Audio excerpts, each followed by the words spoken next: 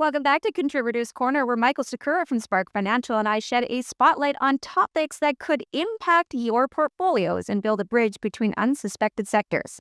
I'm Lindsay Melchick, the host, and today I'm actually flying solo. Michael is off solving the mysteries of the financial universe.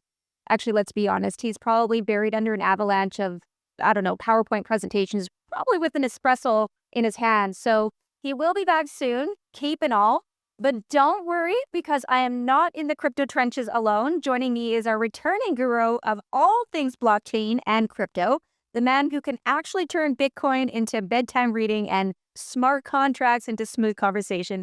Bundeep Singh Rangar is back with us to break down what's real, what's risky, and what's revolutionary in the world of digital assets. Welcome back, Bundeep. It is always a pleasure to have you with us. Hey, thank you. And great to be back, and great that you're not flying solo, because I'm going to keep you company for this flight for the next hour. That's great, because I need your brains on this one. Now, today we're actually going to take a drive through the roads into something that most people might not expect. And that's really how crypto is starting to reshape the world of real estate. Now, yes, two different vibes, 100%. Brick and mortar meets blockchain and bytes, but the overlap, surprisingly real. So let's start by laying the groundwork here. Real estate has always felt like the opposite of fast and flashy tech. It's slow, it's expensive, full of red tape. Now, crypto, on the other hand, is fast, decentralized, and let's be honest, sometimes chaotic. But that's exactly why the pairing is so interesting. Blockchain tech can bring a level of transparency, efficiency, and accessibility that real estate has never had.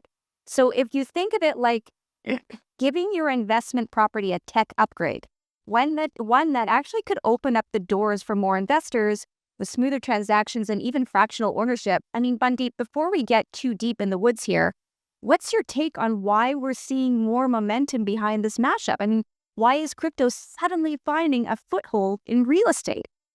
Just kind of lay the scene here and put the context for this.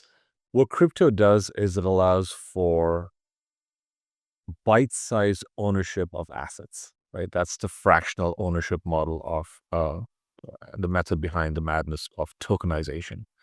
So a token effectively is like having a share or having a part ownership of a title, part ownership of an asset, and it makes it infinitesimally divisible in terms of where you want to go. You could have an ownership worth $10. It is circulated and available 24/7 worldwide. It's not subject to trading hours. And its access is by various exchanges or ramps in and out of that offering. And they'll have local jurisdictions that will cater to, KYC, AML checks, what have you. So there's a way to get on and off the purchase and sale of these tokenized assets globally. Now, if you take that as the thesis, then what are they going to look to tokenize? What are they going to look to create fractional ownership of? Most of us are very familiar with our homes, our businesses, our properties. So real estate becomes a very familiar asset for people to understand. Like, they don't have to understand gas fees on a network. They don't have to understand DeFi protocols and yield farming of a particular crypto network. This is stuff that you and I have grown up with. This is, the stuff where you're sitting in an office, I'm sitting at home. This is our real estate surrounding. So for someone to go and understand that asset is not a big leap of faith, right? We know rental yields, we know commercial yields, we know property markets. We're familiar with that asset class as it is. So for crypto to then fuse with this very familiar asset class is kind of a natural follow through. Okay, so then that's the bigger picture. But what does this look like in practice? I mean, there are already companies out there tokenizing real estate, literally dividing properties into digital shares so people can invest the way they buy stocks. That's pretty much how you explained it. So you can own a piece of luxury condo in Miami or a commercial building in Tokyo without needing to be a millionaire anymore. I mean, it goes beyond that. We're talking NFTs being used to represent property deeds right now. Now, having ownership records on the blockchain could cut out fraud, it could reduce paperwork, and it could speed up what is normally a painfully slow process. So imagine this. No more back and forth with lawyers for 6 weeks while you wait to close. Instead, a few clicks and boom, you've got digital ownership recorded on the blockchain. Paper cuts be gone.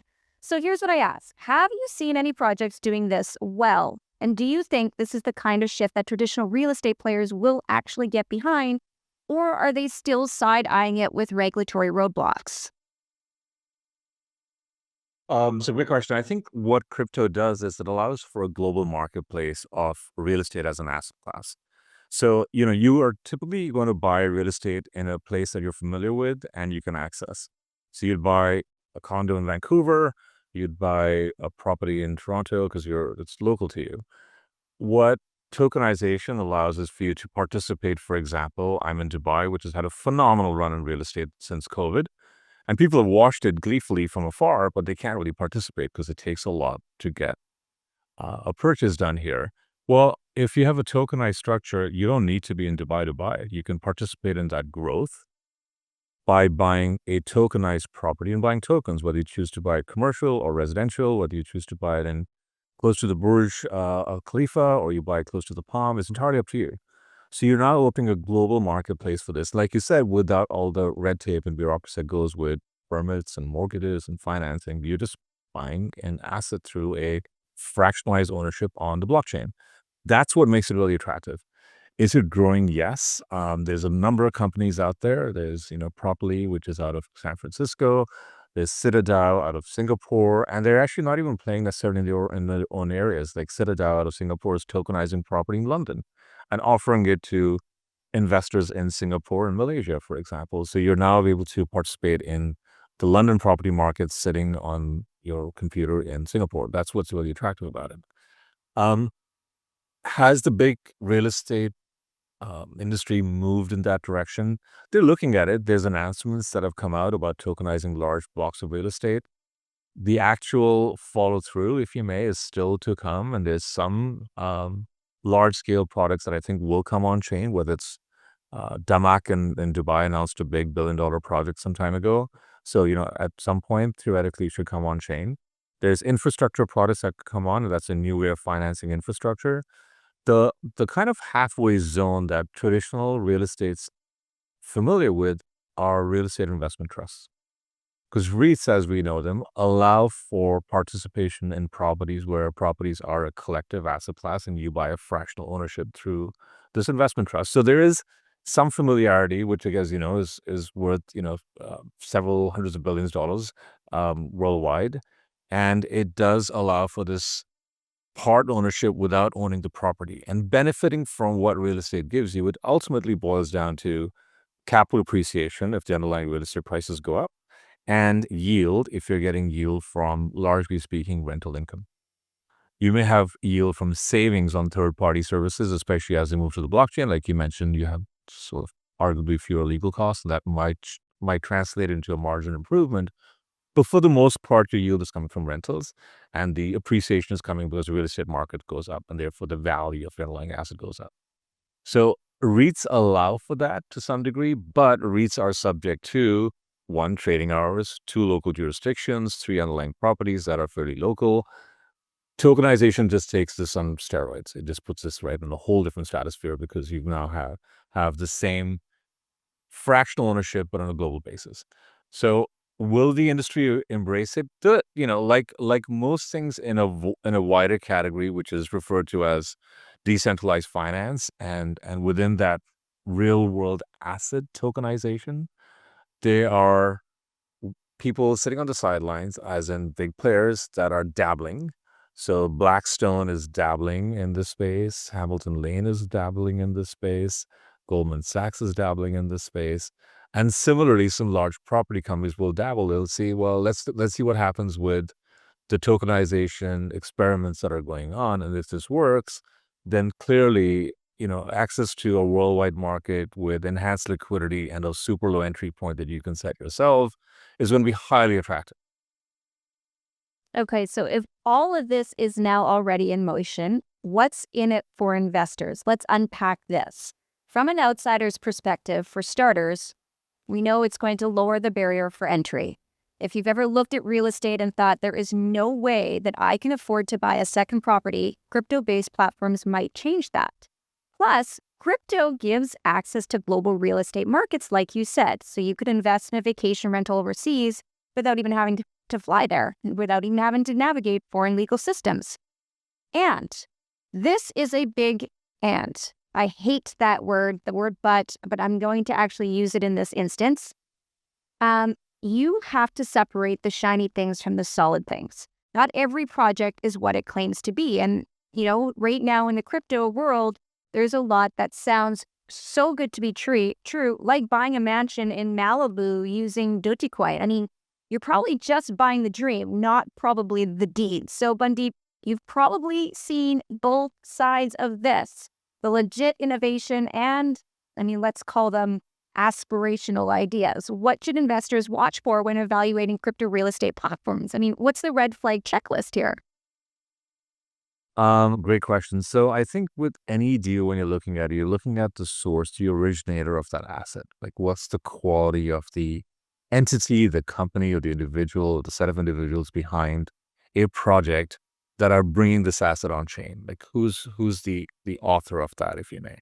Now, if it is a well-respected property development company or a property management company, chances of that being taken up in the blockchain world, the crypto world, is much greater than a newbie there, right? Because they just have a track record because they've been around for a while. So definitely look at the underlying asset originator. That's really important, right? Second, you got to look at the chain. You mentioned Dogecoin. There was unfortunately an announcement that a few months ago got a lot of attention in Dubai and actually worldwide. It was the one I referred to before, called Damak. And they announced a huge billion-dollar tokenization project with a chain called Mantra. And Mantra was a well-known tokenization platform. Had some good suite of investors and good management. But their token price dropped 90% about 2 weeks ago. For something to do with trading on the side of the trading side, which is a different conversation. But all of a sudden, when you have a 90% drop in the market cap of a token, then that affects their perceived value and their actual balance sheet reserves, if you may. So Damak itself is not the party that could be affected, but their partner got affected. So in that case, it's not the originator, it's the network or the partner they've brought on board for tokenization that you got to look at. So I would look carefully at, which network are they choosing to tokenize? Because remember, every blockchain is a network, right? So if there's going to be a tokenization of a specific property, you want to make sure that the network that is being used for this tokenization is as robust, if not more, than the underlying property themselves. So that's another thing to look at. And the third thing I would say is, what are the nuances of what's being offered, right? So is it tokenization itself is like the first stage. It's like you get part ownership. But what if you want to sell out of your token position? Is there enough liquidity in the market for that token? So if you wanted to sell it, you don't have to wait or you're not stuck with it.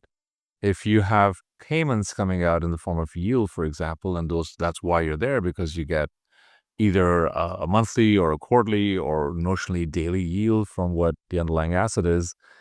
What are the costs of putting that out? Are there transaction costs involved? Because each network has a different cost to it. Ethereum is the more well-known one, as we talked in one of our previous sessions, and it has the functionality of smart contracts, which makes payouts really, really efficient because, as we said, smart contracts are kind of like if-then statements. If this happens, then do this. They're not really legal contracts. They're a set of instruction code. So if there is a yield payout at the end of the month, it'll pay that out. And that's really what a smart contract does. And if you say, I want to sell it at a certain price, then you can put that as an option and you can put that on the exchange and it'll sell it for you without you having to do anything. It's basically automated.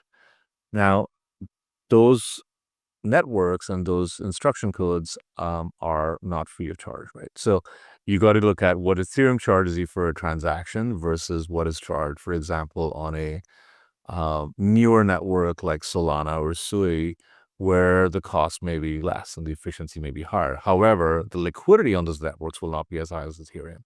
So you really got to look at the various parameters of originator of the asset, the network that it's on, the robustness of the network, and then the transaction costs associated with that network. And that's purely in the crypto side. I'm not looking too much at the legal side of things, but assuming that the assets brought on chain have ticked the boxes so that, the property is rightfully owned and there's no question marks about that. And if you want, I can delve a bit into that too, because what people bring on chain is not one category. It's not just one real estate class. It's different things. So are they bringing the ownership of that asset on chain? Are they bringing the rights to it? Is it a title, or is it the rights to the title? Because people may not sell the title. They may sell a right. Is the underlying property owned or leased? That has different implications. So you have to, that's where the originator and the partner that it chooses come up with a product that's easy to understand, but it also should be very transparent. If you're buying a piece of property in London's Mayfair market, London's is notorious for not having what they call freehold ownership, i.e. 100% ownership, which for the most part in Canada we're used to. If you own a property, you own everything. Whereas in the UK, you may own the property but not the land, and you pay a lease fee for the land, which could be a lease for as little as 20 years or 49 years, or it could be as much as 999 years. That'll impact the resale value of your token, just as it will impact the resale value of your land. And if you are looking at the ownership, are you really owning it, or you do have an ownership of the building but not the land that it sits on? So there's nuances there that should be really clear, which is not that different if you're a experienced, not to say astute property investor. You look at the same things, but you don't want to lose sight of the things that have worked in the non-crypto world when you look at a crypto denominated real world asset, because those rules haven't changed. They're just brought on to our computers through a different medium. Right. I feel like that's a lot of information just in that one talking point right there. And we should definitely put that in writing so people can go check, check, check, check for sure. Now, of course, we can't talk about crypto without touching on the rules of the road. So let's talk regulations.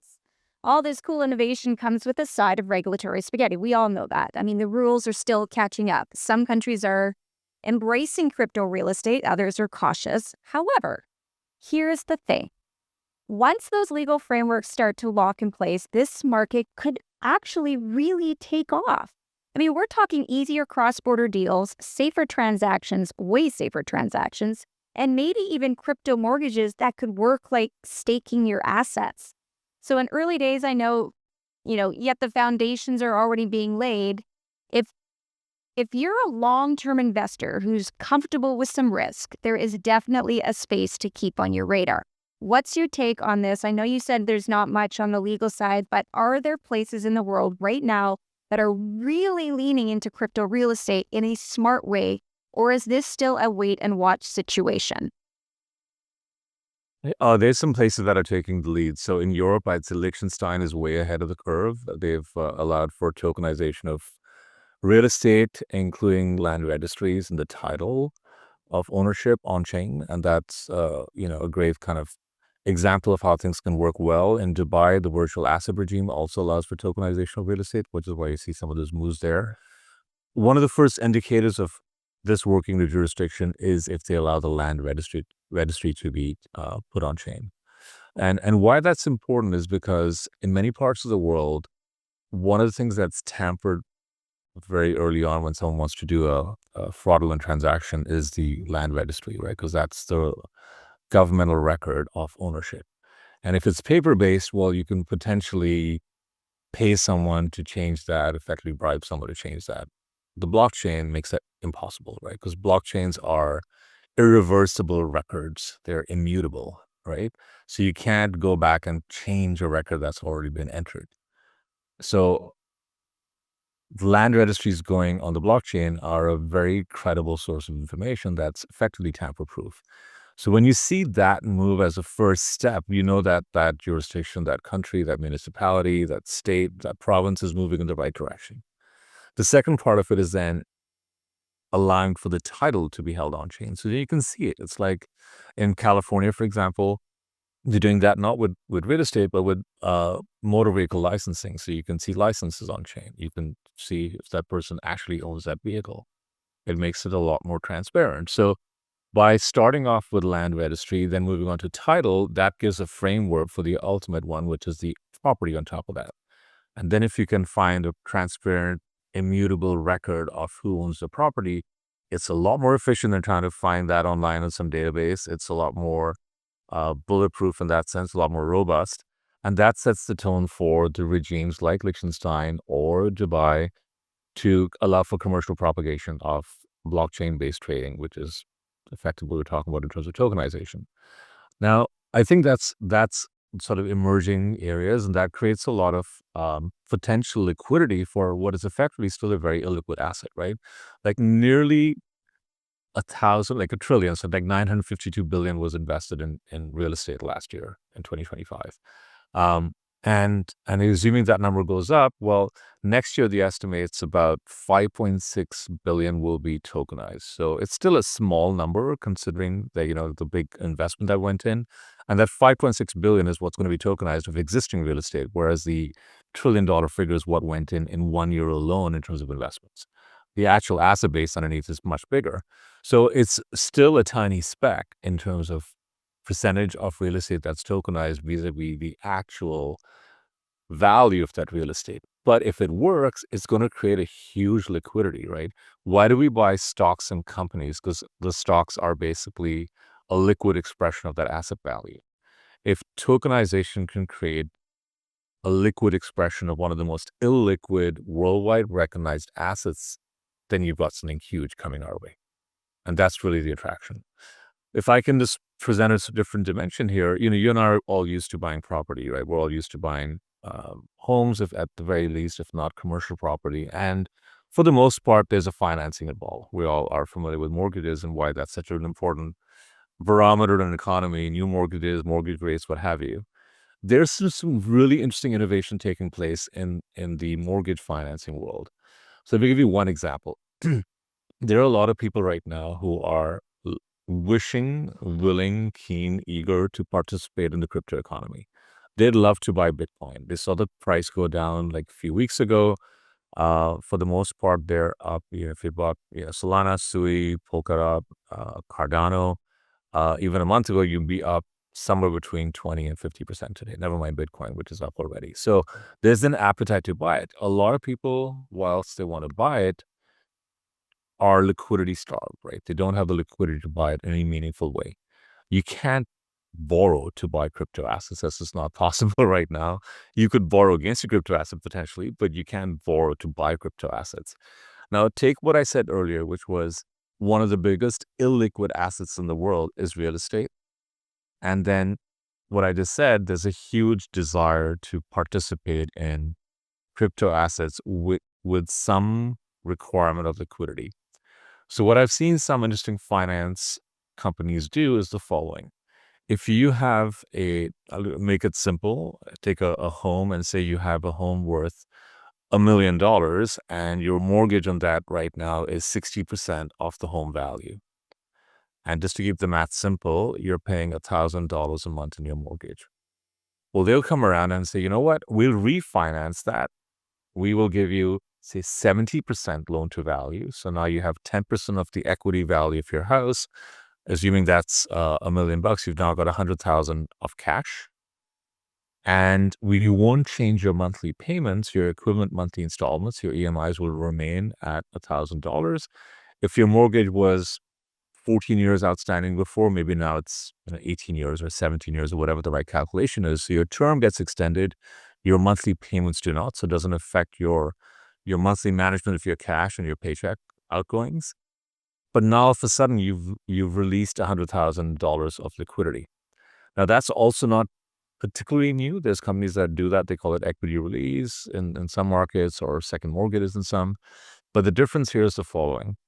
They want you to put that into Bitcoin, or usually it's Bitcoin. Other currencies are still getting some are still trying to get that credibility mark in their favor, but Bitcoin's certainly there as an investable asset and sort of a digital gold for many people. If you hold that Bitcoin for a longer period of time, you have to give a smaller percentage of the upside to the finance company. So if you sold it within 2 years, you might give 60% of it, the upside, to the finance company. If you held it for 5 years, you might give 30%. And the reason for that is they are long Bitcoin. They believe Bitcoin will go up. So what you have now is liquidity. You can participate in the Bitcoin market. The Bitcoin price appreciation goes in your favor. You keep the majority upside, and if you keep it longer, as a percentage, you keep less, but their rationale is that the absolute value will go up. So Bitcoin goes from 100 to 250, and that's it, making this up, of course, in 2 years, but it went up from 100 to 500 or a million in 5 years. Well, you may have a smaller percentage. They may have a smaller percentage because they're allowing you to keep more, but the absolute value is going to absolutely make a bigger amount of money. They're really incentivizing you to hold on to it for longer because they believe the price will go up in time. And if it goes up sufficiently, you might make enough money on that Bitcoin sale itself to pay off the vast majority of your mortgage, if not the entirety. Now, I'm presenting this in a fairly simplistic way to get the message across, but there's some interesting modeling behind it. There's some interesting modeling behind what loan to values they can support. They will not going to go for a 90% loan to value. They'll do maybe 80%. If you're sitting on 60, you get 20% excess liquidity. Obviously, depends on the value of property because it's, again, a numbers game there or numbers question. They may release up to 2 million of liquidity, but not 20 million because that may be too much risk. And of course, the duration that you want, they are incentivizing you to hold is in sort of a step function. So the longer you hold it, the more you get to keep, but it's based on 2 years to 5 years to 10 years. So, but the principle, what I'm getting at is that's a very novel way of financing your property. It's a very novel way of being able to access liquidity from your illiquid real estate and participate in arguably a growing, albeit risky, asset class that's called crypto. So we're seeing innovation not only at the tokenization end of it that we've talked about, and there's more to be discussed there, of course, but also in traditional finance, adopting crypto strategies for what you and I would be very familiar with in terms of mortgage finance. I feel like this is a really complex way of playing Monopoly. That's what it feels like. So where does that leave us? Let's bring this all home. Are we buying homes with Bitcoin tomorrow? Quite. Are we starting to see the outline of a future where real estate is more accessible, faster, and possibly even fun to invest in? Absolutely. Now, if you've got crypto in your portfolio and real estate on your wish list, this could be the sweet spot where these two worlds start to overlap in meaningful ways. Bundeep, if you had to sum it up, what's the one thing about this crossover that excites you the most? What should listeners keep an eye on as this all evolves? The one thing that I would say that sits across the board is that we're still extremely early in this industry. Like, it's still very nascent. There's a lot of people said, oh, I missed the boat. I should have bought Bitcoin when it was 400 or 2,000 or what have you, right? $20,000 even. It doesn't matter. This is still as an asset class, like we talked about the numbers very briefly before, even on a global basis of, market cap of crypto, call it $3 trillion, is a fraction of what some large private equity companies hold on the balance sheet. Like, it's still very, very small. And as this asset class gets more legitimized, given the finite nature and the finite supply of a lot of these cryptocurrencies, particularly Bitcoin, which is famously pegged at a ceiling of 21 million Bitcoins to be minted in its entirety, means that this is still going to be a very, excuse me, doorbell. It's still going to be a very potentially rewarding asset class, right? Because we're still so early in this paradigm shift in the economy and in the way digital finance is conducted, that it's not too late. Like, if you want to enter that cryptocurrency digital asset market, you don't have to worry about being too late to the game, too late to the party. And you don't have to buy one Bitcoin. You can buy $1,000 for Bitcoin. It's very divisible. Sometimes people think of it as like one unit. It's not. It's just a label which has infinite divisibility. It's not 100 pennies to a dollar. It's like you can go like 6 decimal places down if you wanted to. So to me, that's the attraction of it. Okay. Well, I love all of that. And, thank you again for joining us. I mean, that's it for this episode of Contributors Quarter. Michael will be back next time, hopefully with coffee stains instead of battle scars. So here comes the disclaimer. These conversations are packed full of useful knowledge for your portfolio decisions. And remember, these are the opinions of our own with vested interests in particular assets and companies. So always be sure to speak with your financial advisor and know your own risk tolerances. That's it for this episode. Join Michael and I next time as we continue to unveil the evolving world of investment insights and sector education. I'm Lindsay Nelchak. Stay curious, stay sharp, and as always, keep connecting the dots. We'll see you soon, Bundeep. Great. Thanks for having me. See you soon.